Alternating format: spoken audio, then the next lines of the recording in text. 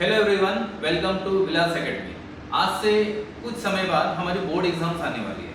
Whenever we are talking about the board exam, we are having a little bit fear, और उसमें भी सबसे ज़्यादा जो फियर होता है वो हमारा फिजिक्स का होता है। तो यहाँ पर हम थोड़ी कोशिश करेंगे उस फियर को थोड़ा कम करने की। कुछ ट्रिक्स होती है, कुछ वे होता है, कुछ प्रेजेंटेशन होता है जिससे हम फिजिक्स का पेपर थोड़ा सा आसान कर लेंगे। उसको इजी लैंग्वेज में कन्वे करने का मेरी पूरी कोशिश रहेगी, और आपको जब सारी चीज़ें मिल जाएगी, then at the end of the time you will get the solution which is perfect solution. उतना पढ़ने के बाद आप जब बोर्ड एग्जाम का पेपर सॉल्व करोगे, now you get the sufficient marks. तो इस प्रोसेस को हम आगे कंटिन्यू करेंगे। तो आने वाले कुछ समय तक हम फिजिक्स में एक एक सारे टॉपिक्स कवर करेंगे, सो दैट आपको जब बोर्ड एग्जाम में यही क्वेश्चन, मैक्सिमम चांसेस रहेंगे कि यही क्वेश्चन आपको मिल सके। तो सबसे पहले हम स्टार्ट करते हैं पेपर पैटर्न से। पेपर पैटर्न के साथ हम स्टार्ट करेंगे वेटेज से, कि कौन से चैप्टर में कितना वेटेज रहेगा, कौन सी चीज़ें पढ़ना चाहिए, कौन सी चीज़ें स्किप करना है। उसके बाद प्रेजेंटेशन कैसा होता है, ये सारी चीज़ें जब हम ओवरऑल पढ़ लेंगे तो एक हमको कॉन्फिडेंस आ जाएगा। जो कॉन्फिडेंस अभी हम जीरो पर है, उस कॉन्फिडेंस को हम बिल्डअप करके लेके जाएंगे। So guys, first of all will start with the paper pattern. तो यहाँ पर आपको शॉर्ट में एक पेपर पैटर्न दिया हुआ है। हो सकता है आपको इतना क्लियरिटी इसमें ना आ रही हो, तो मैं आपको थोड़ा सा इसको इलेबरेट करके बताता हूँ कि ये पेपर पैटर्न कैसा होता है। So first of all section A will start with question number 1, multiple choice question।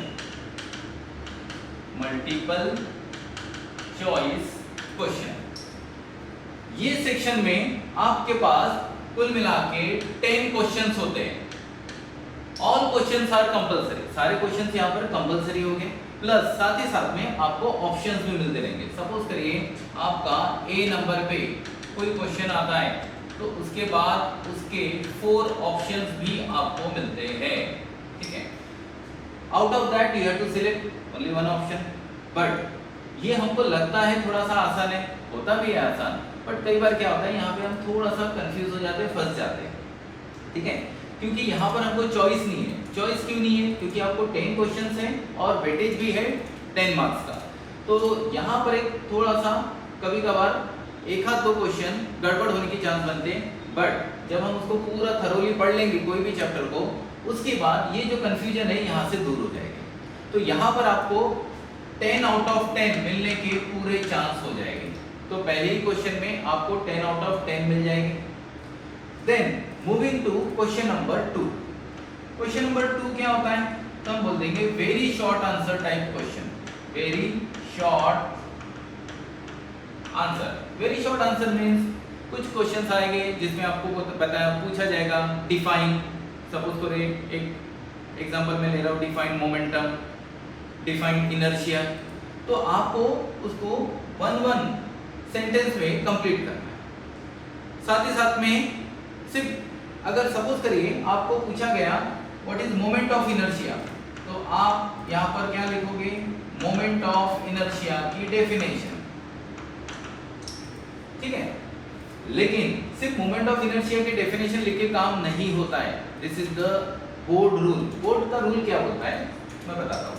Very short answer type जो क्वेश्चन है, ये आपका 8 मार्क्स का होता है। मतलब 8 क्वेश्चन बनेंगे, हर एक क्वेश्चन का वेटेज 1 मार्क्स का होता है। लेकिन आप सिर्फ डेफिनेशन लिख के आओगे और आप बोलोगे कि मुझे पूरे मार्क्स चाहिए, no, you will get only half marks. आपको सिर्फ हाफ मार्क्स मिलेंगे। Then where is the remaining half marks?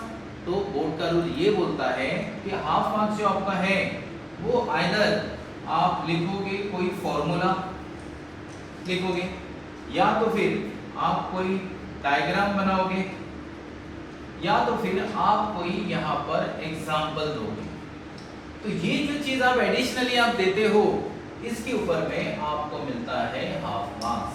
तो मोमेंट ऑफ इनर्शिया की सपोज करिए डेफिनेशन पूछी है, तो आपको पहले तो डेफिनेशन लिखना है, तो आपको हाफ मार्क्स करोगे, और उसके साथ में आपको एडिशनल कोई फॉर्मूला देना है।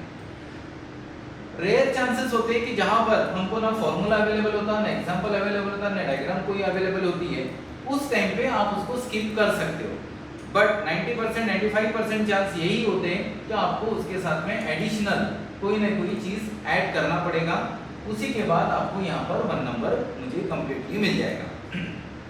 अब ये 1 मार्क्स की इसमें कई बार कुछ न्यूमेरिकल्स भी पूछ लेते हैं। 1 मार्क्स का छोटा सा न्यूमेरिकल होता है, तो उसको भी आप वहां पर ही सॉल्व कर लेना। तो उस टाइम पे आपको डेफिनेशन देने की जरूरत नहीं, एग्जांपल देने की जरूरत नहीं है, आपको सीधा उसको सॉल्व करके आंसर निकालना है। तो ये होता है 8 मार्क्स।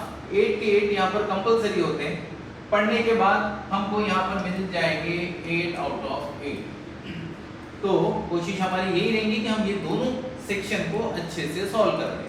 यहाँ पर 10, यहाँ पर 8। Now the total is 18 marks. तो 18 मार्क्स हमको यहाँ पर मिल जाएंगे आसानी से, ठीक है। Now coming to question number 3। Question number 3 में यहाँ पर आपको चॉइस आती है। चॉइस कैसी आती है? तो क्योंकि यहाँ पर वेटेज थोड़ा ज्यादा होता है।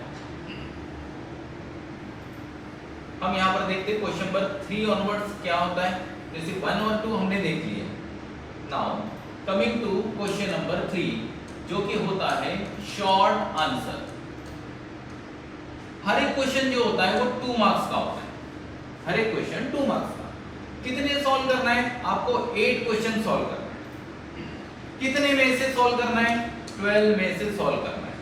अगर एक क्वेश्चन 2 मार्क्स का है तो टोटल होता है यहाँ पर 16 मार्क्स। ये देखिए यहाँ पर लिखा हुआ है 16 marks. 8 out of 12 question means you are having the choice of 4 question. आपके पास 4 क्वेश्चन की चॉइस होती है, जहां पे 4 क्वेश्चन आप स्किप कर सकते हो।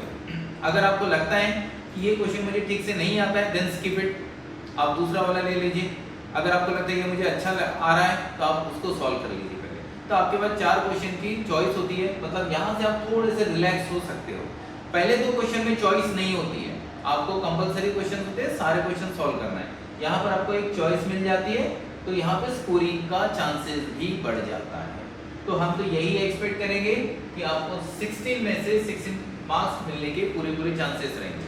उसका एक तरीका होता है, प्रेजेंटेशन होता है, वो प्रेजेंटेशन भी मैं अपने स्लाइड में बताऊंगा आपको, लेकिन नॉट नाउ। आपको सिर्फ अभी फिलहाल ये वाला पार्ट बताना है। उसके बाद moving to question number 4। Question number 4 ये आता है आपका थोड़ा long answer type question.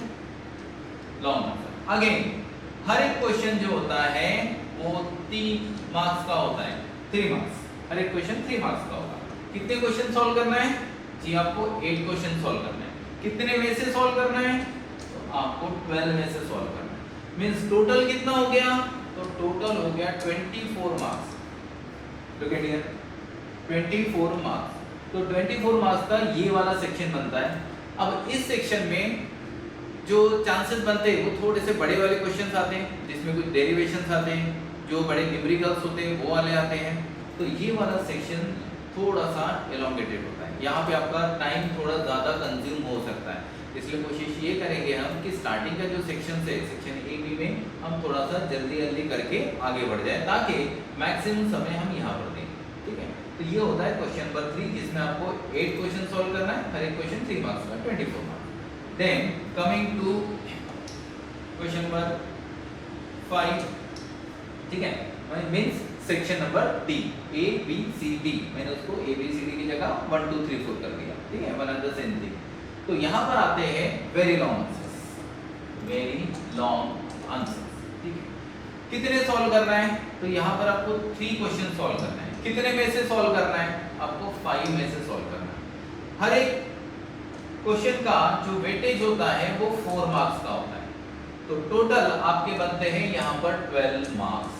12 marks आपको मिल गए, ठीक है। लेकिन ये जो सेक्शन होता है इसमें कई बार कंबाइन क्वेश्चन पूछे जाते हैं, मतलब एक क्वेश्चन एक रहेगा, उसके साथ दूसरा एक एडिशनल क्वेश्चन रहेगा। अगर 2 क्वेश्चन आते हैं, सपोज करो क्वेश्चन सेक्शन डी में पहला क्वेश्चन है, उसमें भी 2 रहेंगे, ए और बी। तो ए में क्वेश्चन कुछ और आता है, it will carry most probably chance है कि 2 मार्क्स का रहेगा, और क्वेश्चन नंबर बी कोई और रहेगा, इसमें भी चांसेस है कि ये भी कितना रहेगा, 2 मार्क्स का रहेगा। कई बार वेटेज चेंज हो सकता है, that depends on the question. कि पहला क्वेश्चन कितना वेटेज कैरी करता है वो आपको दिया नहीं रहता, स्प्लिट आपको नहीं किया रहेगा। तो अगर पहला क्वेश्चन बड़ा है दूसरा क्वेश्चन छोटा है, इट मींस दैट कि ये वाला क्वेश्चन 3 मार्क्स कैरी कर रहा है और ये वाला क्वेश्चन 1 मार्क्स को कैरी कर रहा है। तो ये आपको समय पे जज करना पड़ेगा कि अगर यहाँ पे एक छोटा सा ही क्वेश्चन बन रहा है तो इट इज क्लियर दैट कि इसका वेटेज भी कम है, और यहाँ पर बड़ा क्वेश्चन मिल रहा है इसका मतलब इसका वेटेज ज्यादा है। तो ये 3+1 हो सकता है, ये 2+2 भी हो सकता है, या तो फिर डायरेक्टली 4 भी हो सकता है। ये चॉइस आपको मिलेगी यहाँ पर 5 में से 3 सॉल्व करना है, आपको 2 की चॉइस मिल रही है, 2 को आप स्किप कर सकते हैं। आप देखिए आपको जो बेस्ट आता आपको लगता है वो वाला सॉल्व करिए। तो इस तरह से एकदम सिंपल वे में सॉल्व करेंगे आपको बहुत अच्छे नंबर्स मिल जाएंगे, ठीक है। अब आते हैं, ये तो हो गया हमारा पेपर पैटर्न। पेपर प्रेजेंटेशन नहीं पढ़ाया मैंने, पेपर प्रेजेंटेशन में अब किसी और स्लाइड में पढ़ा होगा, किसी और वीडियोस में पढ़ा होगा। नाउ यहाँ पर आता है वेटेज। हर चैप्टर का वेटेज कितना होता है, जैसे यहाँ पर आपको नंबर ऑफ चैप्टर्स दिए starting from 1 to last chapter 16, ठीक है। हर एक का वेटेज दिया हुआ है। ये वेटेज आपके टेक्स्ट बुक में हो सकता है, मे बी आपके पास और कुछ मटेरियल होगा उसमें भी दिया होगा, ठीक है। तो यहाँ पर जैसे दिया है फर्स्ट चैप्टर दिया है, it carries 5 marks with the option it carries 7 marks. तो इसका मतलब है फर्स्ट चैप्टर काफी इंपॉर्टेंट है, सेकंड, थर्ड, फोर्थ, ठीक है। फिफ्थ चैप्टर में एक नंबर आपका कम हो गया, 4 का वेटेज हो रहा है फिफ्थ और 6 में, ठीक है। उसके बाद अगेन 4 वाले हैं, ठीक है। तो जहां हमको लगता है कि कहाँ पे वेटेज कम हो रहा है तो वहां पे हम थोड़ा सा रिलैक्स हो जाएंगे, जहां वेटेज ज्यादा है वहां पर हमको ज्यादा पढ़ना पड़ेगा, ठीक है। तो इस तरह से जब हम जाएंगे तो then will prepare the complete marks chapter. तो हम यहाँ पर पूरे चैप्टर्स को रेडी कर लेंगे विद 70 मार्क्स। हमको जो मिलना है उतने हमको आराम से मिल जाएंगे। अब उसका एक तरीका होता है, उसका एक फॉलो करने का तरीका रहेगा, वो हमको एक एक करके पढ़ना है, ठीक है। तो ये हो गया हमारा कंप्लीट ओवरव्यू, जिसमें हमने पढ़े सबसे पहले पेपर पैटर्न और ये होता है आपका वेटेज। तो इन सारी चीज़ों को ध्यान में रखते हुए अब सबसे पहले हम स्टार्ट करेंगे यहाँ पर चैप्टर्स की शुरुआत करेंगे, ठीक है। देन चैप्टर की शुरुआत करेंगे सबसे पहले chapter number 1, that is your rotational dynamics.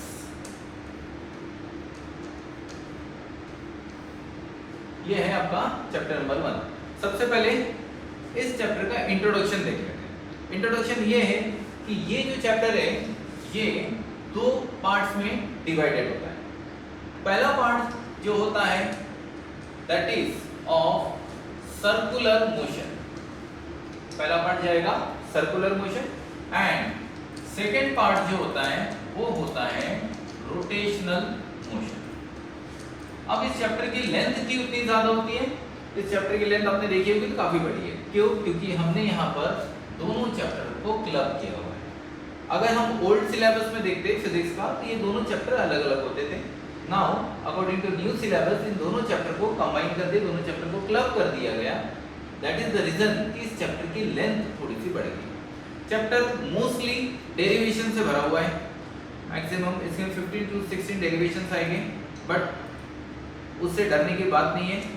उस डेरिवेशन को हम आसानी से सॉल्व कर लेंगे। थोड़ी बहुत थ्योरी आती है, वो थ्योरी भी हम पढ़ेंगे। अगर इतना पोर्शन जितना हम यहाँ पर पढ़ा रहे उतना पोर्शन आपने कर लिया तो आपका जो टॉपिक है बहुत अच्छे से यहाँ पर बन जाएगा, ठीक है। तो डेरिवेशंस है बट डरने की बात नहीं, एक सिंपल तरीका रहता है डेरिवेशन को सॉल्व करने का, ठीक है। आपको उसको लर्न करने की भी जरूरत नहीं है, आप सिर्फ स्टेप्स को देखिए, थोड़ा उसको समझने की कोशिश करिए। एक बार समझ में आ गया then you can write at any time, आप उसको कभी भी लिख सकते हो, एक बार समझ में आने की देरी है, ठीक है। तो कोशिश हम वही करेंगे इसको सिंप्लीफाइड करके सॉल्व करने की, ठीक है। तो सबसे पहले स्टार्ट करते हैं हम सर्कुलर मोशन से।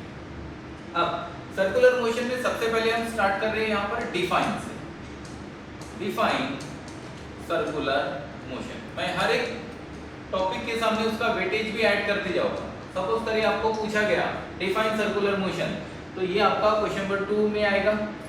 तो यहाँ पर 1 मार्क्स का होता है वेटेज, ठीक है। तो डिफाइन सर्कुलर मोशन अगर ऐसा पूछते हैं तो आपको सबसे पहले डेफिनेशन लिखना है। डेफिनेशन के साथ में मैं यहाँ पर प्रेजेंटेशन भी बताते चलूंगा कि जो थ्योरी पोर्शन है उसको कैसा लिखते हैं, ठीक है।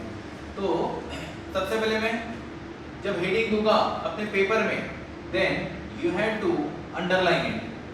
अंडरलाइन किससे करना है? विथ स्केल एंड पेंसिल, ठीक है, स्केल और पेंसिल के साथ इसको अंडरलाइन कर लो। अंडरलाइन करने से थोड़ा सा हाईलाइट हो जाता है आपका पेपर, ठीक है, it creates a good impact on the valuer, ठीक है, तो उस टाइम पे ये थोड़ा सा अच्छा इम्पैक्ट क्रिएट करेगा। अब डिफाइन सर्कुलर मोशन में सबसे पहले आपको डेफिनेशन देना है। डेफिनेशन क्या बनेगी? The motion of the particle, आप पार्टिकल भी बोल सकते हैं, ऑब्जेक्ट भी बोल सकते हैं। The motion of the particle along the circumference of the circle is called as circular motion,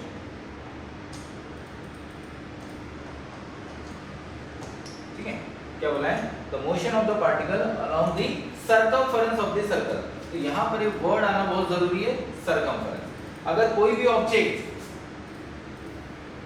about the circumference move करता है तो इस मोशन को हम बोल देंगे सर्कुलर मोशन, ठीक है। तो जैसे मैंने अपने पहले इसमें कहा कि कोई भी जो मार्क्स होता है वो डिस्ट्रीब्यूटेड होता है, तो मैंने देखो पहले डेफिनेशन लिख ली। Definition will carry half marks and remaining half marks. तो आप यहाँ पर बता सकते हो, इसको आप रेडियस दिखा दीजिए, आर नाम का, इसको सेंटर दिखा दीजिए, तो ये आप अपने तरफ से एडिशनल। अगर आपको डायग्राम नहीं आते देन नो प्रॉब्लम, आप उसके अलावा कुछ दे दीजिए। जस्ट फॉर एग्जांपल हम यहाँ पर एग्जांपल लिखेंगे, एग्जांपल एक लिखे तब भी ठीक है, ज्यादा लिखे तब भी ठीक है, ठीक है। एग्जांपल नंबर 1 क्या लिखोगे? Motion of the blades of the fan. Fan के जो ब्लेड्स होते हैं ये कौन सा मोशन परफॉर्म करते हैं? तो हम बोल देंगे circular motion.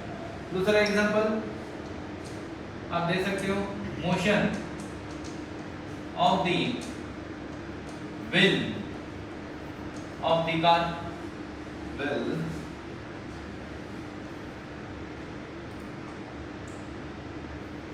Wheels of the car.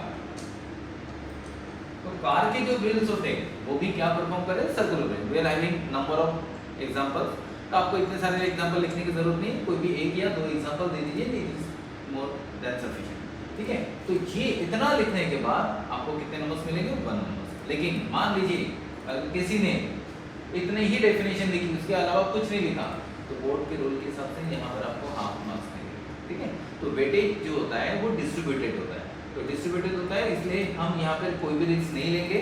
तो डेफिनेशन के साथ में हमने क्या लिख दिया? यहाँ पे एग्जांपल लिख दिया। तो पहले डेफिनेशन हमको समझ में आ गई, सर्कुलर मोशन। सर्कुलर मोशन मतलब ऐसा कोई भी ऑब्जेक्ट या कोई भी पार्टिकल जो अबाउट द सर्कमफरेंस घूमता है, ठीक है। तो सर्कमफरेंस ये वर्ड आना जरूरी है आपके डेफिनेशन में, और साथ ही साथ में इसके साथ क्या आएगा? कोई एग्जांपल या हम डायग्राम यहाँ पर शो कर देंगे, ठीक है। तो ये होती है सर्कुलर मोशन की डेफिनेशन। अब इस मोशन के कुछ टाइप्स भी होते हैं, तो टाइप्स कभी कभार पूछे जाते हैं, तो हम चलते हैं इसके बाद वाले टॉपिक पे। Types of circular motion. तो बेसिक टाइप्स होते हैं। Type number 1 that is called uniform circular motion, short में हम उसे बोलते हैं UCM। Now what is uniform circular motion? Uniform क्या होता है? आप अपने स्कूल कॉलेज में भी गए होंगे, आप यूनिफॉर्म पहन के जाते हैं। Uniform means it creates the equality. Equality किस चीज में? तो यहां पर हम बात करते हैं स्पीड की। When the object moves with uniform speed, uniform speed, तो हम बोलते हैं सेम स्पीड और कांस्टेंट स्पीड के साथ यहां पर मूव करता है। Constant speed, when the object moves with uniform speed or constant speed, then it is called as uniform circular motion. ठीक है, तो अगर मान लीजिए आपको यूनिफॉर्म सर्कुलर मोशन की डेफिनेशन बोले तो आप ये तो लिखोगे कि भाई कांस्टेंट स्पीड के साथ कोई ऑब्जेक्ट मूव कर रहा है, then it is a uniform circular motion. Again you have to put up the example. तो एग्जांपल आप ऐसा दीजिए जिसमें वेलोसिटी किसी की चेंज ही नहीं हो सके. तो मेरे पास बेस्ट एग्जांपल है motion of earth about sun. ठीक है, सन के अबाउट में जब अर्थ रोटेट करती है तो उसका जो मोशन होता है वो फिक्स होता है, उसकी स्पीड में चेंजेस नहीं आते. तो हम उस एग्जांपल को हम यहाँ पर कंसीडर करते हैं. हाँ, अगर हम माइन्यूटली देखते हैं तो there is a little bit variation. ठीक है, तो लेकिन ओवरऑल अगर मैं देखता हूँ इट विल टेक 365 डेज. तो ओवरऑल मेरे लिए अर्थ का जो मोशन है वो एक जैसा है. ठीक है, तो ये होता है हमारा यूनिफॉर्म सर्कुलर मोशन. सेकेंड हम जाएंगे नॉन यूनिफॉर्म सर्कुलर मोशन. तो नॉन यूनिफॉर्म सर्कुलर मोशन में क्या लिखेंगे? When there is a change in speed of the object, then it is called non-uniform circular motion. Example देना है आपको.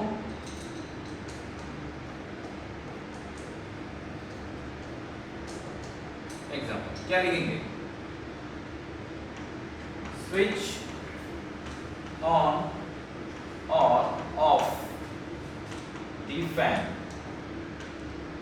ठीक है, फैन का स्विच ऑन या स्विच ऑफ करना it creates a non uniform circular motion. कैसे? फैन अगर एक स्पीड पे मूव कर रहा है, मैंने अगर उसको ऑफ कर दिया तो उस टाइम पे उसकी स्पीड जो है वो धीरे धीरे कम होती जाती है.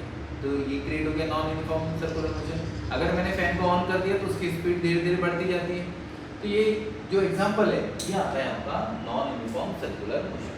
तो यहाँ पर हमने अभी दो टाइप्स पढ़े, एक यूनिफॉर्म सर्कुलर मोशन और दूसरा पढ़े हमने नॉन यूनिफॉर्म सर्कुलर मोशन. ठीक है, तो ये कुछ बेसिक डेफिनेशंस थी जो कभी कभार आपको पूछी जाती है बोर्ड एग्जाम में. तो अगर इतना है, अगर डेफिनेशन पूछते इतना लिख लीजिए, एक एग्जांपल 1 मार्क्स आपको मिलेगा. ठीक है, नाउ उसके बाद क्या होता है? तो उसके बाद हम चलते हैं इसके ऊपर में जो फोर्सेस काम करते हैं. ठीक है, तो हम मूव करेंगे नेक्स्ट स्लाइड पे. ठीक है, तो नेक्स्ट आता है forces acting on the object. Forces acting on the object during circular motion.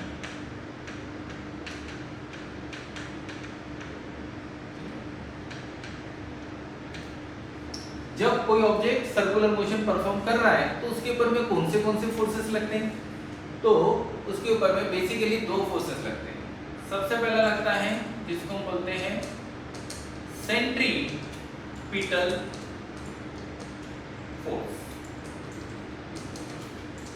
अब सेंटीमीटर फोर्स को पूछने का तरीका क्या रहेगा? अगर एग्जामिनर को पूछना है तो बोलेगा डिफाइन सेंटीमीटर फोर्स. अगर डिफाइन सेंटीमीटर फोर्स बोला है तो 1 मार्क्स. कई बार इसको क्वेश्चन नंबर 2 में भी पूछा जाता है, सेक्शन बी में, जहां पर बोला जाता है एक्सप्लेन सेंटीमीटर फोर्स. तो अगर बोला है explain centimetre force then it will carry 2 marks. तो जैसे वेटेज बढ़ गया आपका लिखने का तरीका भी बदल जाएगा. 1 मार्क्स के लिए बोला है तो सिर्फ डेफिनेशन लिखना है, लेकिन 2 मार्क्स के लिए अगर बोलता है then you have to add some extra point. उसमें आपको एक्स्ट्रा पॉइंट भी ऐड करना पड़ेगा. Then only then you get the 2 marks. अगर सेंटीमीटर फोर्स बोला गया तो सेंटीमीटर फोर्स क्या करता है? सबसे पहले मैं डेफिनेशन लिख रहा हूं. The force which acts along the radius and towards the center of the circle is called as centripetal force। ठीक है, क्या बोला है? ऐसा फोर्स जो along the radius वर्क करता है, the force which acts along the radius and towards the center of the circle is called as centripetal force। For example, suppose करिए यहाँ पर कोई ऑब्जेक्ट सर्कुलर मोशन परफॉर्म कर रहा है, this is the radius vector, ठीक है, this is the centre, we call it as O, ठीक है। तो सेंट्रीपिटल फोर्स जो होता है वो हमेशा टुवर्ड द सेंटर जाने की बात करता है। So this is the direction of centripetal force FCP and put a vector mark on it। तो सेंट्रीपिटल फोर्स क्या होता है? अलोंग द रेडियस चलता है, बट कहाँ चलेगा? Toward the centre. ऐसा फोर्स जो टुवर्ड द सेंटर चलता है उसको बोलते हैं सेंट्रीपिटल फोर्स। ये हो गया मेरा 1 मार्क्स का वेटेज। तो मैंने एक डेफिनेशन दी है, साथ में डायग्राम मैंने लिखा दिया। आपको यहाँ पर एडिशनल कोई चीजें लिखना है तो लिख दीजिए। वेयर वेक्टर आर को क्या बोलोगे? बोलना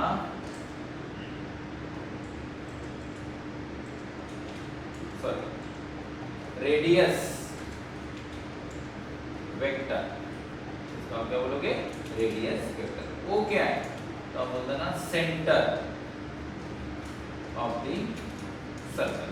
ये एडिशनल चीजें आपको लगता है कि कम हो रहा है 1 मार्क्स के लिए, तो आप एडिशनल चीजें उसमें ऐड कर सकते हो। हर एक तरीका यहाँ पे देखते चलिए तो पेपर लिखने में बहुत आसानी होगी। तो ये हो गया radius vector, centre of the circle, ठीक है। उसके बाद अगर मुझे पूछा गया है कि ये 2 मार्क्स के लिए अगर पूछते हैं यही सेम क्वेश्चन 2 मार्क्स के लिए, explain centimetre force which having the weightage 2 marks, then we have to add some extra point. ये हमने बोले थे एक्स्ट्रा पॉइंट इसमें ऐड करना है। तो एक्स्ट्रा पॉइंट क्या ऐड करना है? तो इसमें इंफॉर्मेशन एक्स्ट्रा ऐड करिए, जैसे फॉर्मूला, इसकी इंपॉर्टेंस। तो जैसे मैं इंपॉर्टेंस बता रहा हूँ कि इंपॉर्टेंस क्या होता है, तो यहाँ लिखता हूँ मैं the centripetal force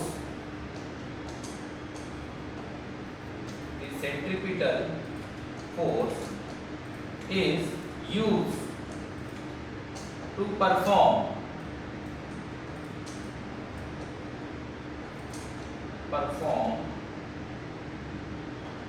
the circular motion of the object।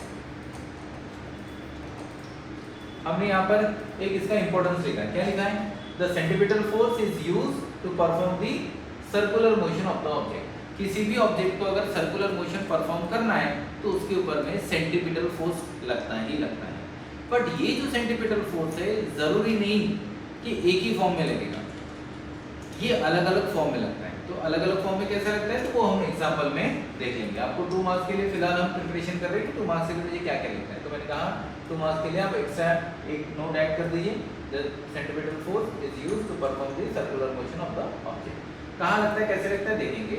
उसके बाद आता है यहाँ पर फॉर्मूला। फॉर्मूला कितना होगा सेंट्रीपिटल फोर्स का? तो FCP centripetal force is equal to, directly formula याद रखना है।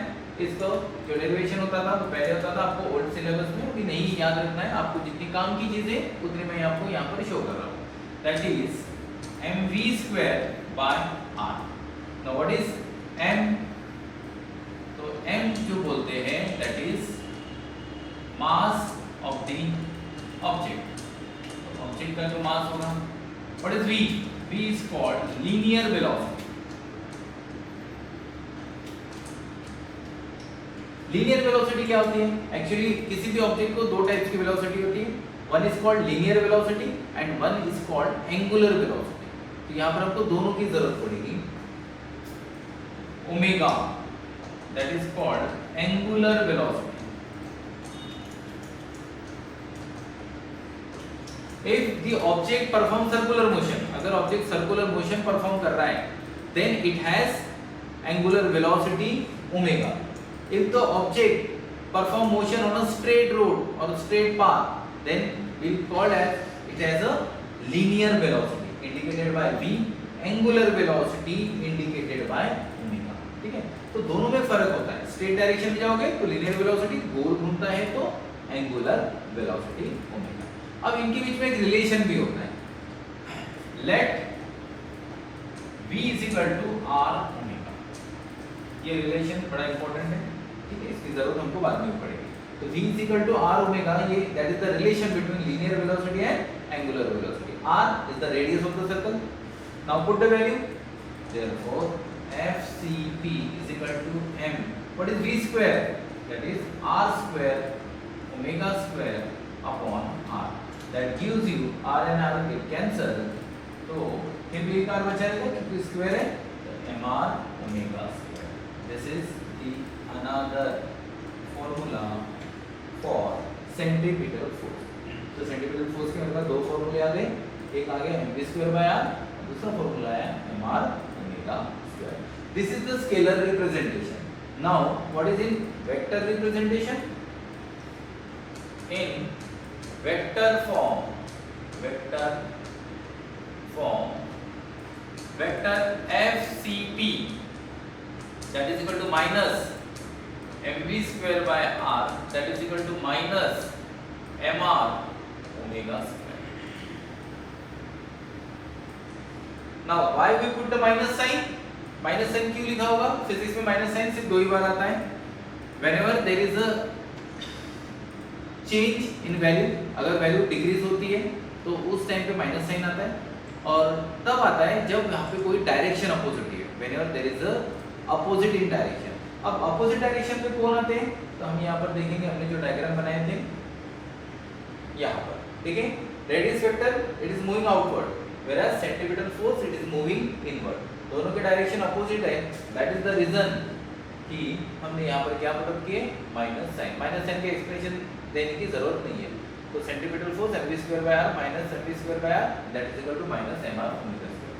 This information is sufficient for the 2 marks. अगर फिर भी आपको लगता है आपके पास समय है, ठीक है, आप उसमें एग्जांपल ऐड कर सकते हो, क्योंकि एग्जांपल पढ़ना जरूरी है. ठीक है, क्योंकि हमको आने वाले समय में ये सारे टॉपिक्स पढ़ना है. Now going for examples. Centripetal force कहाँ लगता है? सबसे पहले centripetal force is necessary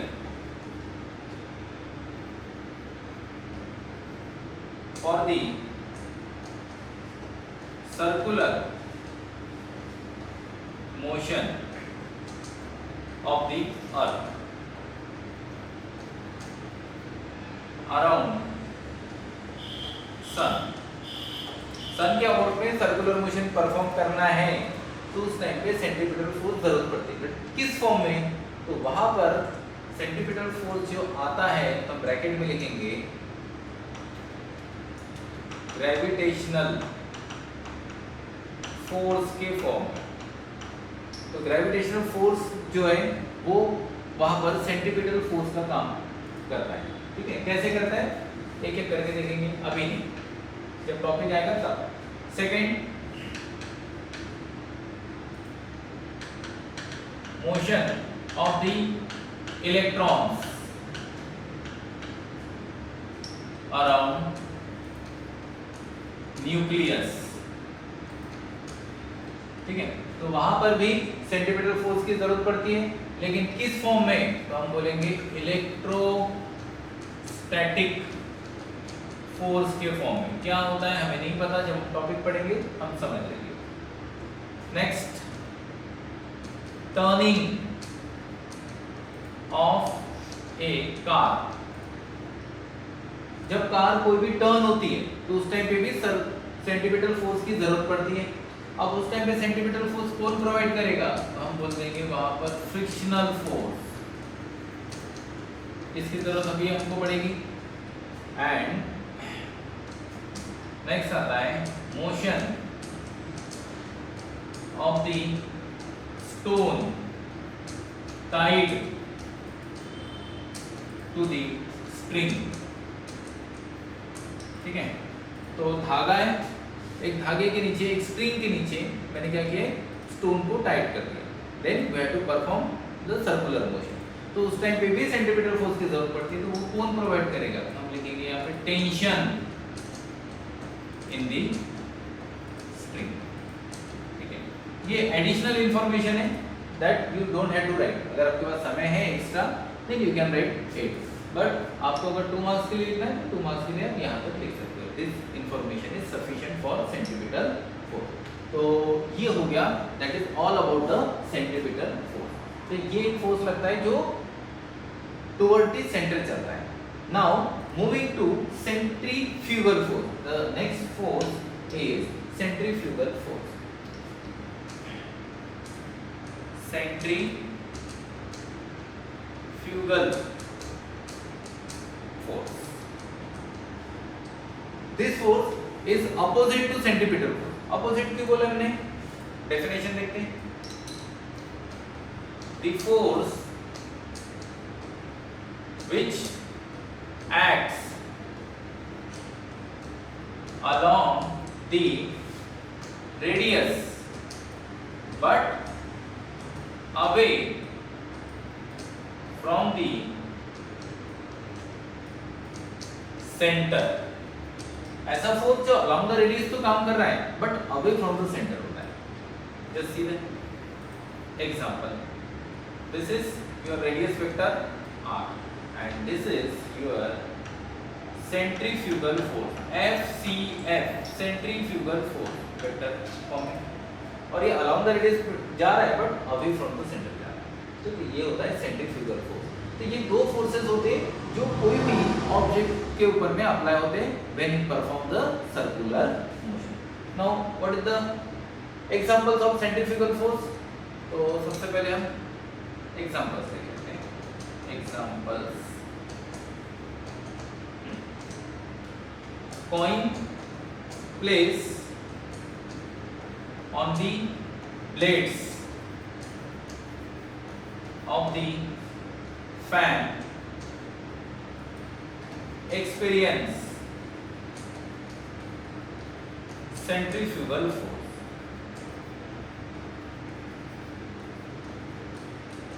simple सा एग्जांपल दिए, फैन के ब्लेड्स है, फैन के ब्लेड्स के ऊपर में कॉइन पुट अप करिए। Now turn on the fan. जैसे फैन के ब्लेड्स घूमना शुरू हो जाएंगे, after some time you will see that the coin will be thrown out from the centre of the fan. Centre से उसको दूर फेंका जाता है। तो ये जो बाहर फेंकने वाला फोर्स होता है दैट इज योर सेंट्रीफ्यूगल। उसका सेंट्रीफ्यूगल फोर्स हम डेली लाइफ में भी यूज करते हैं। हमारे घर में जो वॉशिंग मशीन होती है हम उसमें भी सेंट्रीफ्यूगल फोर्स यूज करते हैं। कैसे यूज करते हैं? जहाँ पे स्पिन का सेक्शन होता है after the washing of the cloth, ठीक है, हम उसको ड्राई करने के लिए रखते हैं उसी चेंबर में। तो जब वो ड्राई होती है, तो ड्राई होना मीन्स व्हाट? तो उसके अंदर एक ड्रम होता है। Now drum start to rotate. तो ड्रम जो है बहुत ज़्यादा स्पीड में घूमता है। That drum is having the multiple holes. उसके अंदर छोटे छोटे बहुत सारे होल्स होते हैं। स्पीड में घूमने की वजह से जो वाटर के पार्टिकल्स होते हैं it will get thrown out through that hole. उस होल में से पानी पूरा बाहर आ जाता है and it will get collected through one common pipe. उस पाइप के थ्रू बाहर आ जाते हैं। तो अगर कपड़ों में से मैंने पानी निकाल दिया तो वो जो कपड़े वो सूख जाएंगे, वो ड्राई हो जाएंगे। तो उसमें अलग से कोई ऐसा सेक्शन नहीं बना है। उसमें सिर्फ हमने एक ड्रम रखा है, ड्रम को स्पीड में घुमा रहे हैं, स्पीड में रोटेट कर रहे हैं ताकि उसमें से पानी मैक्सिमम बाहर आ सके। तो ये जो पानी एक बार बाहर निकल गया तो वो कपड़े सूख जाएंगे। Again this is the example of centrifugal force. उसके बाद नेक्स्ट एग्जांपल आपके कभी गार्डन में देखे होंगे। देन गार्डन में होता है एक मेरी गो राउंड होता है, एक गोल झूले जैसा सेक्शन होता है, इज हैविंग 4 कंपार्टमेंट। उसमें 4 बच्चे जब बैठते हैं तो एक बच्चा उसको घुमाता है और सडनली जंप ओवर दैट। तो जैसे वो घुमाते हैं उसके ऊपर में हम उसको पकड़ के रखते हैं, ठीक है, क्योंकि उसके ऊपर में सेंट्रीफ्यूगल फोर्स लगता है और वो बच्चों के ऊपर में फोर्स लगने की वजह से it will get thrown out, तो उनको बाहर फेंकने के चांसेस होते हैं। तो ये भी जो होता है ये सेंट्रीफ्यूगल फोर्स होता है। तो आप एक या 2 एग्जाम्पल सफिशिएंट है। अगर एक भी एग्जाम्पल लिखते हो दैट इज नॉट, वो गलत नहीं होगा, तो आप एक एग्जाम्पल भी लिख सकते हो। नाउ कमिंग टू फॉर्मूला, फॉर्मूले क्या होता है सेंट्रीफ्यूगल फोर्स का? तो formula for centrifugal and centripetal one of the same. तो FCF that is equal to mv square by r, that is equal to mr omega square. This is in scalar form, ठीक है।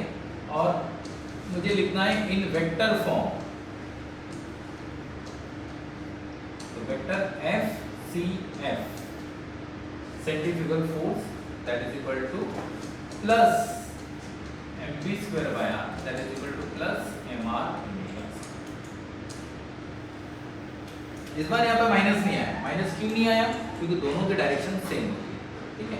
तो अगर दो forces की direction same होती है then will consider it as a plus, ठीक है। तो उसमें प्लस होता है। तो ये इसको आप मल्टीपल चॉइस क्वेश्चन में भी पूछ सकते हैं।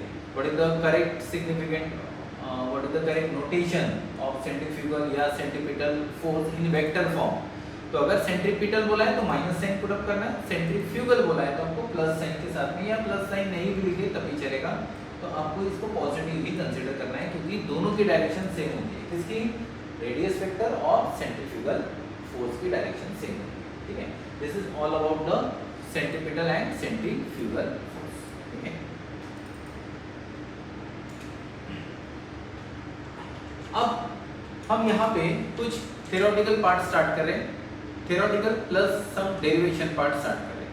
ये जो अभी तक इसके पहले जो हमने सेक्शन पढ़े थे वो प्योरली आपका थ्योरेटिकल था।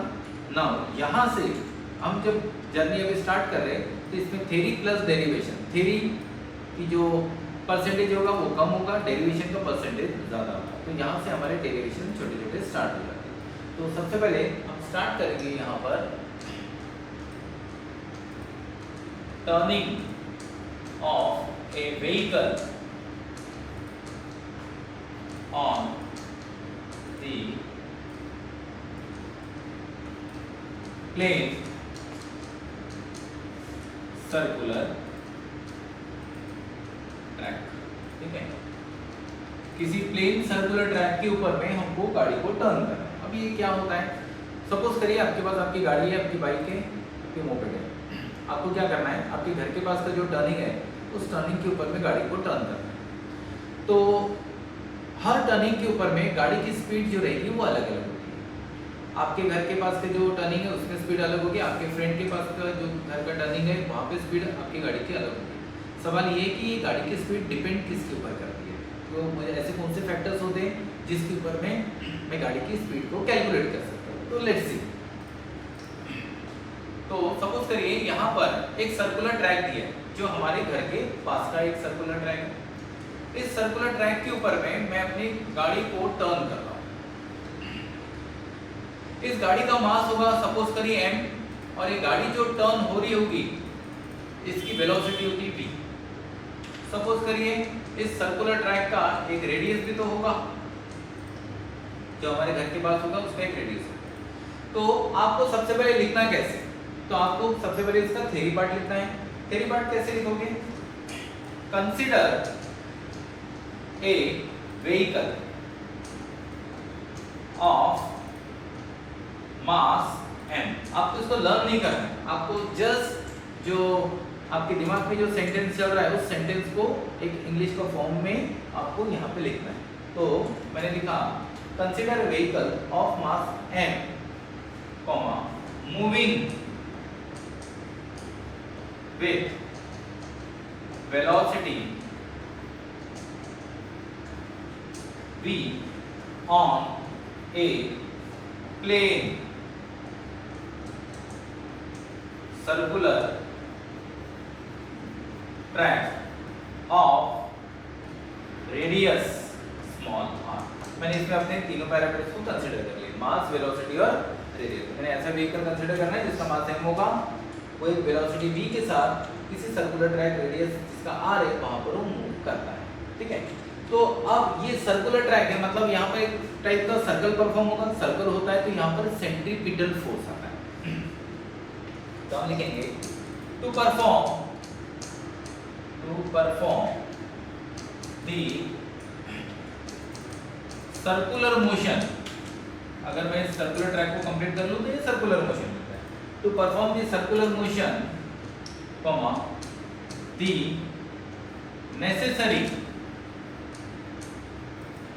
necessary centripetal force is provided by the frictional force between the road and the tire, between the road and the tire of the vehicle.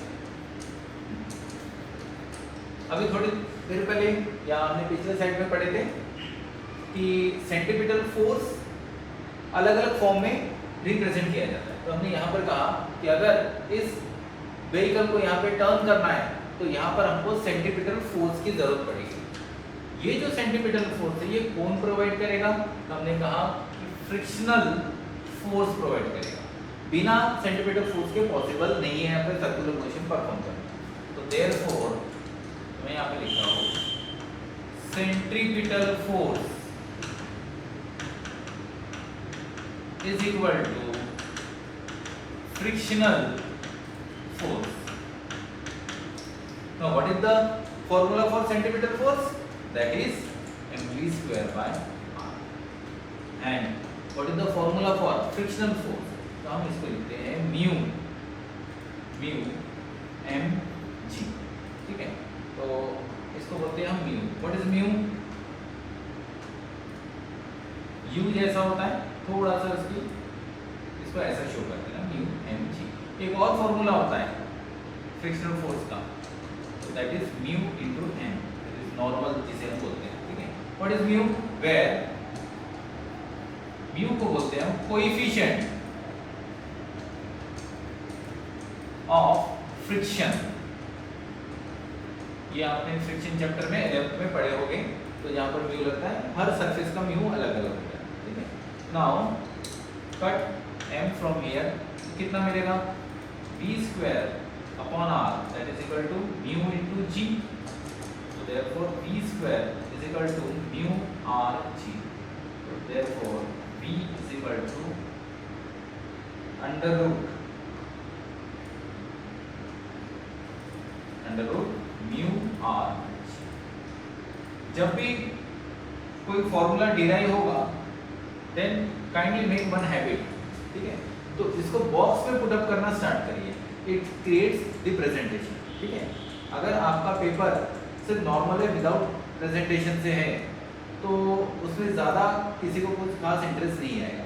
लेकिन अगर आप प्रेजेंट करते हो उसको तो वहाँ पर जो नंबर्स कटने के चांसेस रहेंगे वो कम रहेंगे, ठीक है। तो आपको कैसे करना है? स्केल और पेंसिल से करना है, नो अदर कलर्स, ठीक है। सिर्फ पेंसिल और स्केल से आपको इसको जस्ट बॉक्स कर दीजिए, ये अपने आप हाईलाइट हो जाएगा। तो मुझे यहाँ पर वेलोसिटी मिल गई, तो वेलोसिटी कितनी मिलती है? Mu R G, means velocity depends on mu. Mu क्या होता है? तो रोड अगर रफ है तो उसका म्यू ज़्यादा होता है, रोड अगर स्मूथ है तो उसका म्यू कम होता है।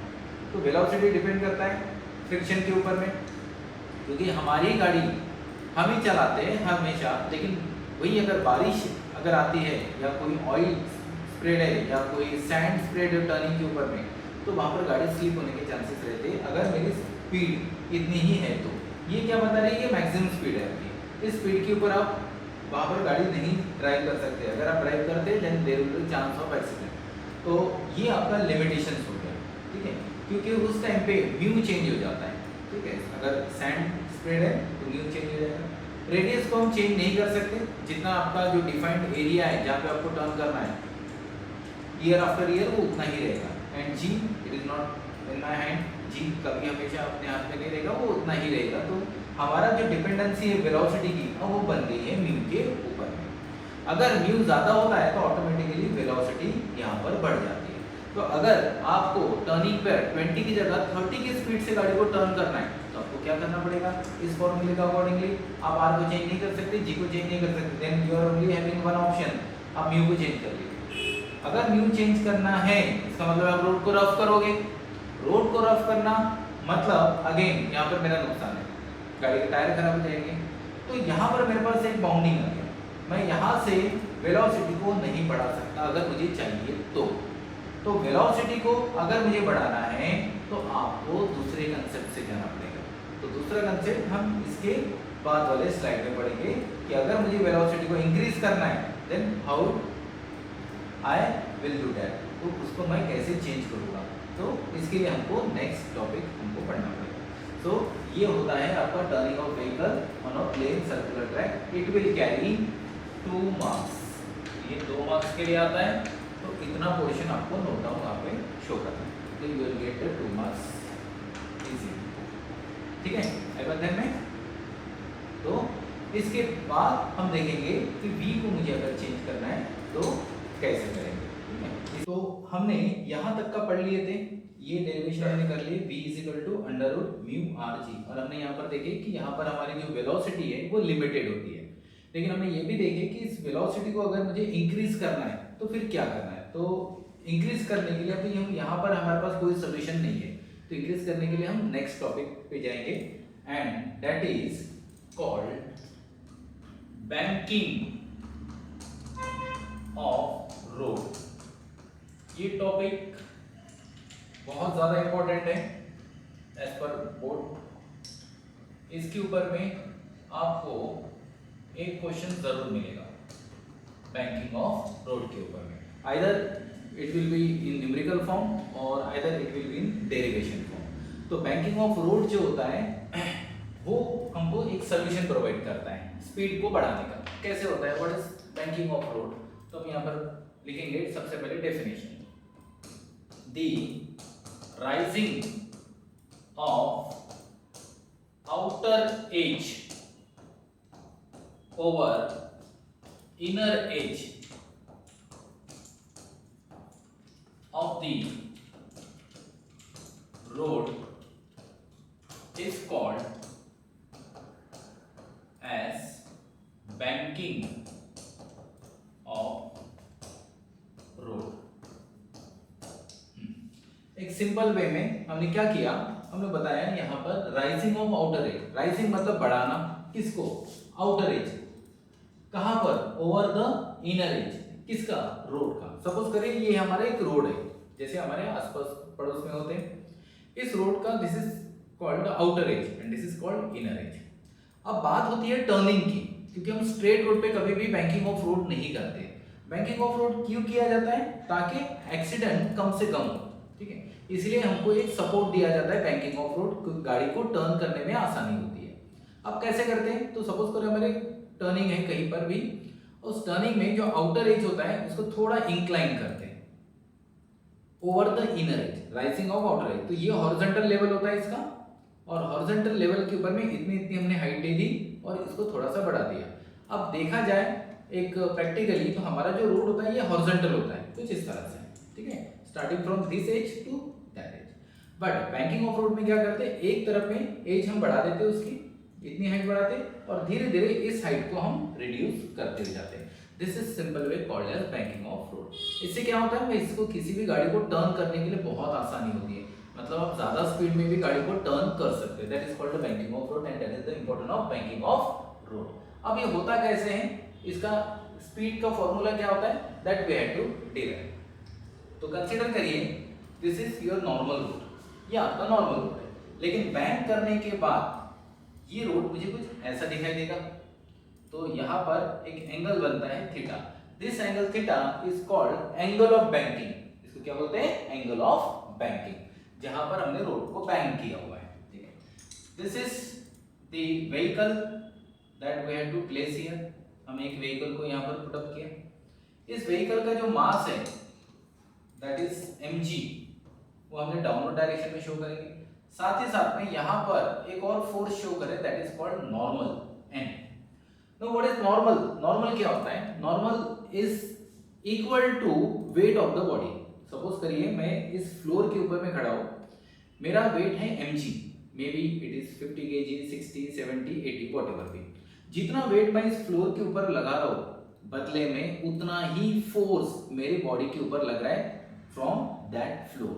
उस फ्लोर से इतना ही फोर्स लग रहा है, उस फोर्स को बोलते हैं नॉर्मल फोर्स। और जनरली दोनों की वैल्यू सेम रखते हैं, क्योंकि अगर ये सेम नहीं रहेगी, अगर मान लीजिए मेरा वेट 70 kg है और बदले में जो मुझे फोर्स मिल रहा है वो 60 kg का मिल रहा है, देन व्हाट विल हैपन, मेरी बॉडी जो है वो अंदर सिंक करना स्टार्ट करेगी।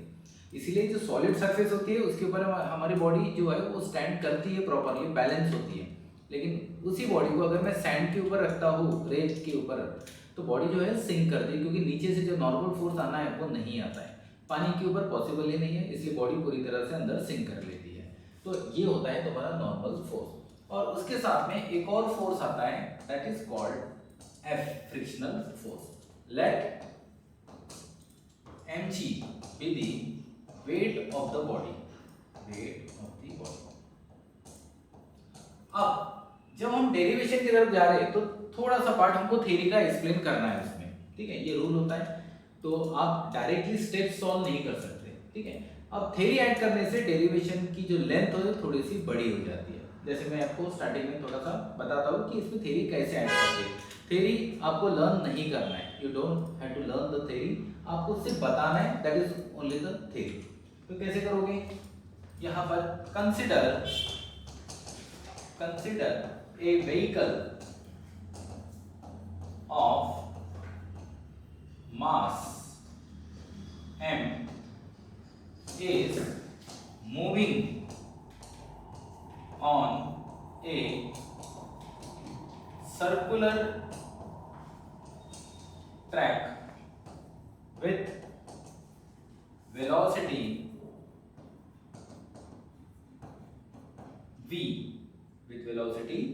v at an angle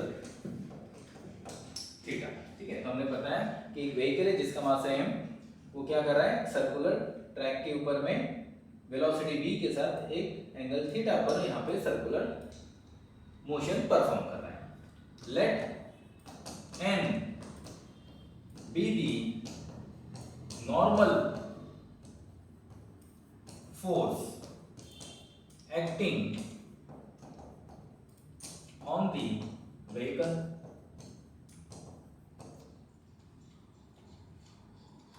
let f, small f, be the frictional force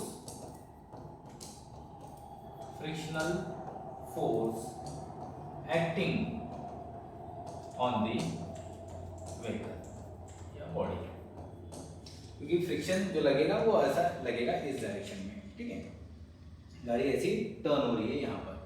तो F हमने बता दिया फ्रिक्शनल फोर्स है, और N जो है वो नॉर्मल रिएक्शन है। अब मुझे क्या करना है, इस डायग्राम का एक फ्री बॉडी डायग्राम बनाना है। फ्री बॉडी डायग्राम क्या होता है, जिसके ऊपर में हम मल्टीपल फोर्सेज शो करते हैं, ठीक है। तो यहां लिखेंगे द अबव फिगर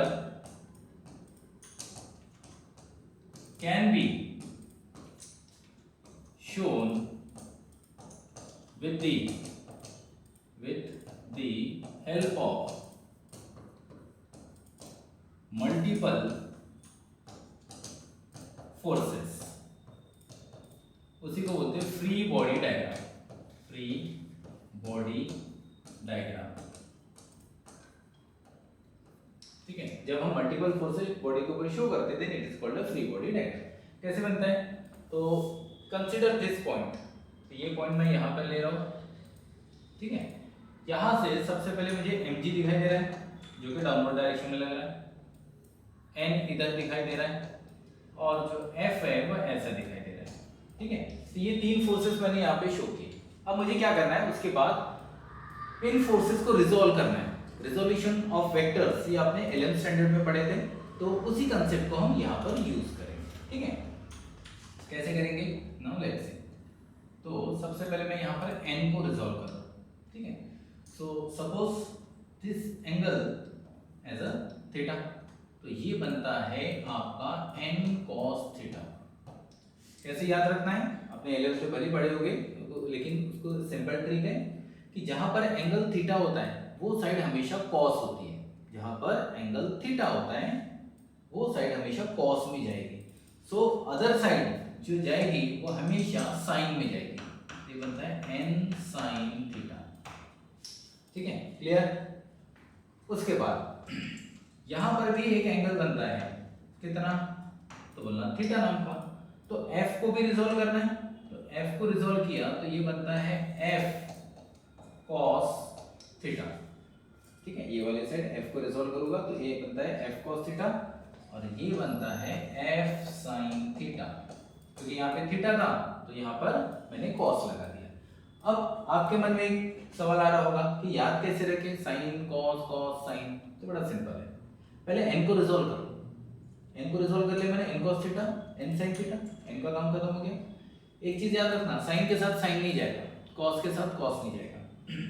तो अगर आपको डाउट हो रहा है कि मैं इस f को रिजोल्व करने के बाद यहाँ क्या लिखूं, यहाँ sin लिखूं या cos लिखूं, तो अब यहाँ चेक कर लीजिए, यहाँ क्या दिया है sin, तो डेफिनेटली यहाँ पर क्या आएगा cos, और cos कहाँ आता है, जहाँ पे एंगल थीटा होता है, means you have to mark this angle, तो ये आता है थीटा। तो बनता है f cos थीटा, ये बनता है f sin थीटा। तो ये बन गया आपका फ्री बॉडी डायग्राम। तो कैसे लिखेंगे, by resolving the normal force n into first number पे vertically acting n cos theta and second number पे horizontally acting n sin theta. तो हमने n को नॉर्मल फोर्स जो था उसको रिजॉल्व किया, तो वर्टिकल n cos थीटा और horizontal n sin theta. Now moving to next slide. Similarly resolving the frictional force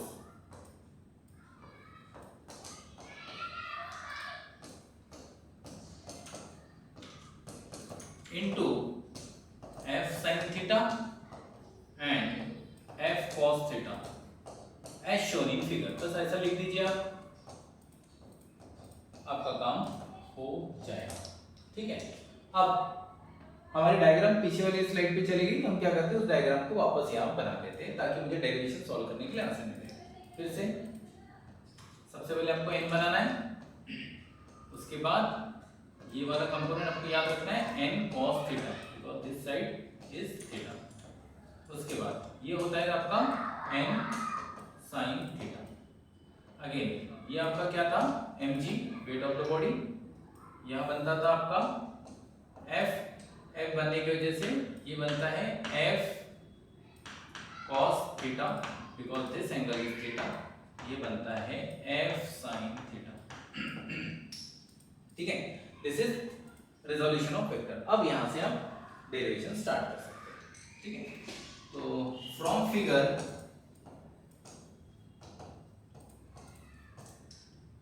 equating vertical forces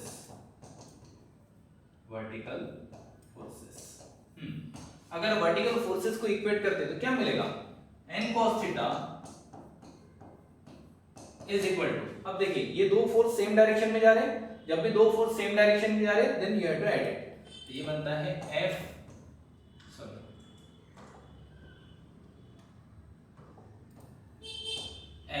sin theta plus mg। Now you have to find out mg निकालने के लिए f sin theta को उधर भेज दीजिए। तो therefore mg is equal to, मैं यहां लिख रहा हूं n cos theta minus f sin theta. ये हमने यहां पर भेज दिया। But what is f, but f जो होता है वो कितना होता है, तो बोलना mu mg that is equal to mu into n। हमने इसके पहले वाले टॉपिक में देखे थे कि म्यू कोएफिशिएंट ऑफ फ्रिक्शन होता है और n नॉर्मल रिएक्शन होता है, where mu is called coefficient of friction ये वैल्यू आपको यहाँ पर पुट अप करना है। तो therefore mg is equal to n as it is n cos theta minus f की जगह कितना पुट अप करोगे, mu n sin theta. Give it equation number 1, ये आपका इक्वेशन 1 दे दोगे। नाउ इक्वेटिंग हॉरिजॉन्टल फोर्सेस, चलिए हॉरिजॉन्टल फोर्सेस को चेक करते हैं। हॉरिजॉन्टल फोर्सेस में दो फोर्सेस दिख रहे हैं, कौन से? एक आता है n sin थीटा प्लस दूसरा आता है f cos theta and that is equal to, अब यहां पर तो ये दूसरा फोर्स दिया नहीं है, बट ये फोर्स कहां जा रहे हैं, अवे फ्रॉम द सेंटर जा रहे हैं, और अवे फ्रॉम द सेंटर जाने वाला फोर्स कौन सा होता है, तो हमें पता है वो सेंट्रीफ्यूगल फोर्स होता है। तो हम क्या करेंगे, इसको सेंट्रीफ्यूगल फोर्स के साथ इक्वेट कर देंगे। Therefore n sin theta plus f cos theta that is equal to mv square by r। Again in place of f what you have to put, mu into n, so therefore n sin theta plus f की जगह mu n डाल दीजिए, तो mu into n cos theta that is equal to mv square, sorry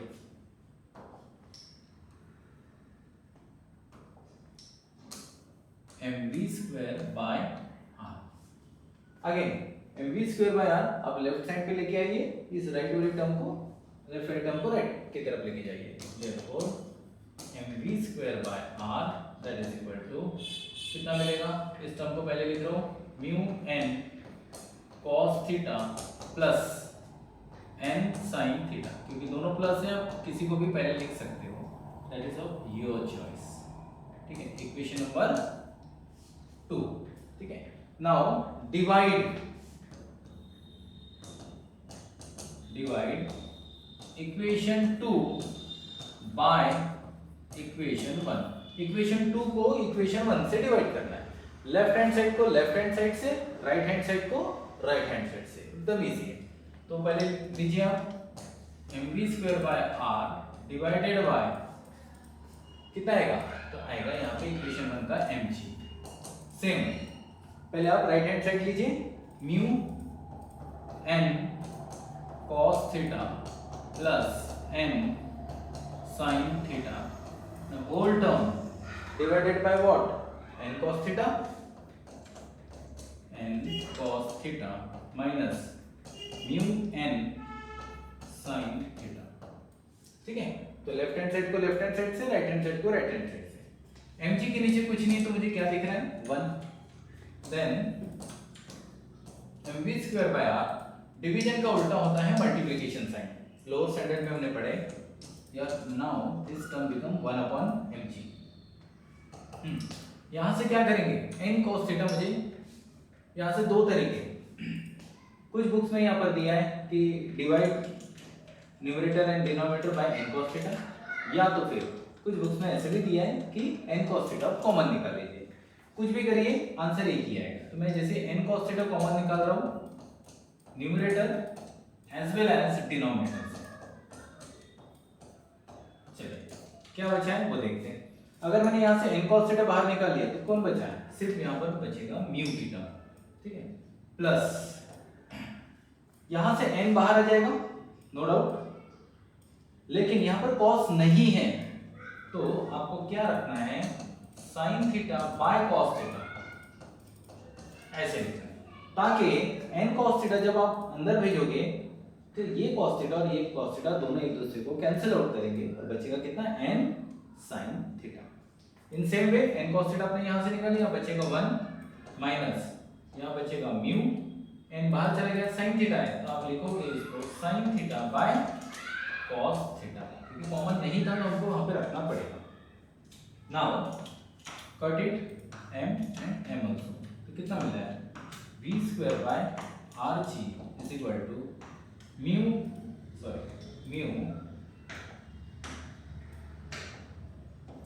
plus sine theta by cos theta कितना होता है, tan theta upon 1 minus mu sine theta by cos theta again tan theta. इस RC को उधर भेज दीजिए, v square is equal to RC in the bracket mu plus tan theta upon 1 minus mu tan theta. Now taking the square root of both side, तो v is equal to कितना मिलेगा, under root rg in the bracket mu plus tan theta upon 1 minus mu tan theta. This is the maximum velocity, this is the expression for maximum velocity in banked curved road. ठीक है, तो अगर paper में derivation आता है then carefully read it कि आपको जो वेलोसिटी पूछी गई है बैंकिंग ऑफ रोड की वो मैक्सिमम पूछा है या मिनिमम, क्योंकि दोनों के डेरिवेशंस अलग अलग होते हैं। आपने सिर्फ बैंकिंग ऑफ रोड देखा और अगर गलती से वो मिनिमम का रहा और आपने मैक्सिमम सॉल्व करके आए देन आपके नंबर्स कट जाएंगे। ठीक है, तो पहले केयरफुली वहां पे चेक करिए मैक्सिमम वेलोसिटी पूछा है या मिनिमम वेलोसिटी पूछा है। So this derivation is all about the maximum velocity. ठीक है, तो इतनी वेलोसिटी के साथ आप गाड़ी को यहाँ पे टर्न कर सकते हैं, लेकिन मुझे यहाँ से समझ में नहीं आ रहा एग्जैक्टली क्या हो रहा है, tan थीटा वगैरह क्या है। तो एक और कंसेप्ट हम यहाँ पर पुट अप करते हैं, वो हम जाएंगे नेक्स्ट स्लाइड में। ठीक है, अभी क्या फॉर्मूला है हमारा, since mu sorry v is equal to under root rg in the bracket mu plus tan theta upon 1 minus mu tan theta. ठीक है, यही हमने अभी पढ़े थे थोड़ी देर पहले, mu plus tan theta 1 minus mu tan theta. अब ऐसे केस में मान लीजिए let mu is equal to 0, mu is equal to 0 possible नहीं है प्रैक्टिकली। म्यू का 0 होना मतलब आपके पास में कोई भी फ्रिक्शन नहीं है, तो फ्रिक्शन प्रैक्टिकली 0 नहीं हो सकता। हाँ, मिनिमम कर सकते हैं। अब मिनिमम कैसे करेंगे, टर्निंग के ऊपर में मान लीजिए ऑयल स्प्रेड है, आपकी गाड़ी के टायर बहुत ज़्यादा खराब है, बहुत ज़्यादा स्लिपरी है, तो ऐसे टाइम पे हम म्यू को मिनिमम कर लेते हैं। लेकिन मिनिमम कितना, हमने सीधा उसको 0 कंसिडर किया। तो अगर मैं म्यू 0 करता हूँ मतलब फ्रिक्शन ही नहीं है, तो अगर बिना फ्रिक्शन के हमको गाड़ी चलाने के लिए बोला है, इज इट पॉसिबल? तो नॉर्मल रोड पे तो पॉसिबल नहीं है, क्या बैंक रोड पे पॉसिबल है? Let's see. तो therefore v is equal to under root rg 0 plus tan theta upon 1 minus 0। तो therefore v is equal to कितना मिलेगा हमको, ये तो 1 माइनस 0 1 हो गया और यहाँ बचेगा rg tan theta. Yes, it is possible कि बिना फ्रिक्शन के भी हम गाड़ी को टर्न कर सकते हैं, क्योंकि यहाँ पर म्यू की टर्म नहीं आ रही है। म्यू की टर्म हट गई, इसका मतलब है बैंकिंग ऑफ रोड पर बिना म्यू के भी मैं गाड़ी चला सकता हूँ। गाड़ी के टायर कितने भी खराब हो दीजिए, कितने भी स्लिपरी हो दीजिए, हम गाड़ी को टर्न कर लेंगे। क्यों? क्योंकि depends on the theta. Theta क्यों? आप जितना ज़्यादा इसकी विड्थ बढ़ाओगे रोड की, उतना ज़्यादा एंगल भी क्रिएट होगा। तो थीटा ज़्यादा होने से वेलोसिटी भी ज़्यादा होगी।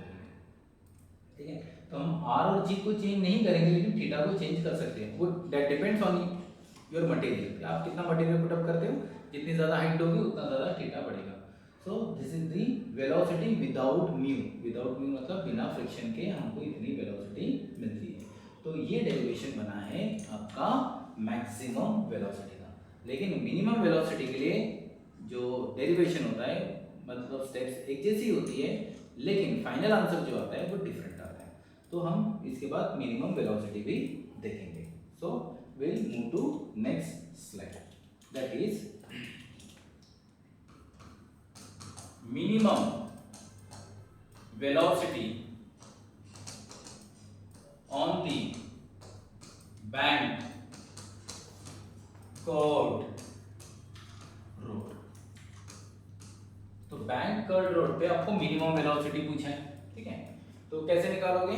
तो वैसा ही डेरिवेशन आपको कंसीडर करना है। ठीक है, this is the angle theta, consider this vehicle here. ठीक है, तो यहाँ पर नॉर्मल तो नीचे जाएगा, mg आपका नीचे जाएगा। फ्रिक्शनल फोर्स लास्ट टाइम हमने यहाँ दिखाए थे, तो वो मैक्सिमम वेलोसिटी होता है। इस बार आपको अपोजिट डायरेक्शन में दिखाना है, मिनिमम वेलोसिटी के लिए। तो अगर मैं इस पॉइंट को एक्सपांड करूँ तो मुझे ऐसा मिलता है।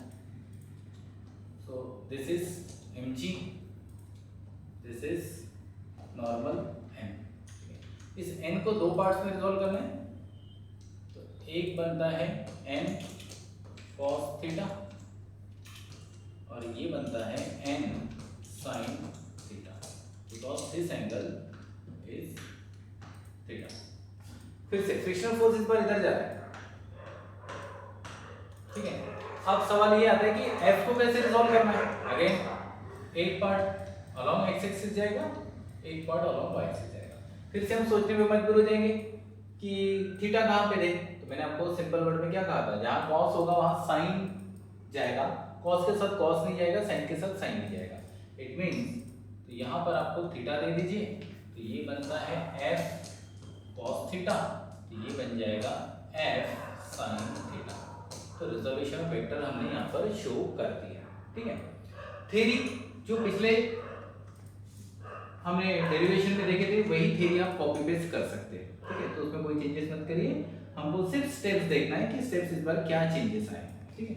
तो क्योंकि फ्रिक्शन का जो डायरेक्शन है फोर्स का वो हमने चेंज कर दिया। अगेन हम थ्योरी को रिपीट नहीं कर रहे, हम डेरिवेशन के स्टेप्स को रिपीट कर रहे हैं। तो हम यहाँ पे लिखेंगे इक्वेटिंग वर्टिकल फोर्सेस। हम वर्टिकल फोर्सेस को इक्वेट करेंगे, तो यहाँ पर मुझे दो फोर्सेस सेम दिखाई दे रहे हैं, that is n cos theta plus f sin theta. अब ये दोनों प्लस होके किससे इक्वेट करेंगे, दूसरा जो डाउनवर्ड फोर्स है दैट इज mg, ठीक है। Let f is equal to कितना पुट अप करना है आपको, mu n। What is mu, where mu is equal to coefficient of friction, ये आपको वैल्यू पुट अप करना है। तो therefore n cos theta plus mu into n sin theta is equal to mg। अब क्या करिए, mg वाली term इधर लिखिए, n cos थीटा वाली टर्म उधर लिखिए। तो therefore mg is equal to n cos theta plus mu n sin theta, ठीक है। Give it equation number 1। Steps almost same ही है सारे स्टेप्स, ठीक है। तो ये इक्वेशन 1 हो गया आपका। Now equating horizontal forces, horizontal forces. अब हॉरिजॉन्टल फोर्सेस में देखिए कौन कौन है, एक है n sin थीटा और दूसरा है f cos थीटा। तो क्या लिखेंगे, n sin थीटा। अब दोनों के डायरेक्शन अपोजिट होने की वजह से मुझे यहाँ पर क्या साइन पुट अप करना पड़ेगा, minus sine, that is f cos theta is equal to, अब दोनों जो है वो सेंटर से अवे जा रहे हैं, और सेंटर से अवे जाने वाला फोर्स कौन सा होता है, वो होता है centrifugal force, centrifugal force. Now put the value, therefore n sin theta minus f cos theta that is equal to mv square by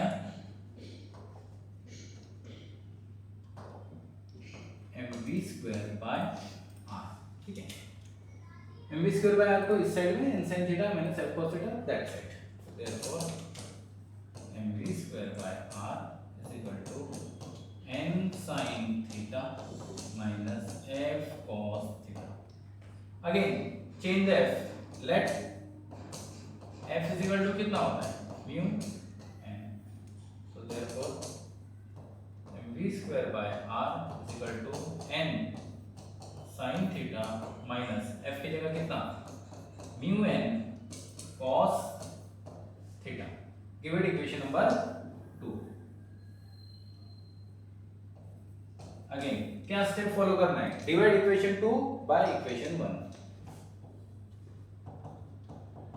divide divide equation 2 by equation 1, ठीक है। 2 को 1 से डिवाइड कर दीजिए, तो LHS के साथ LHS, RHS के साथ RHS, तो देयरफॉर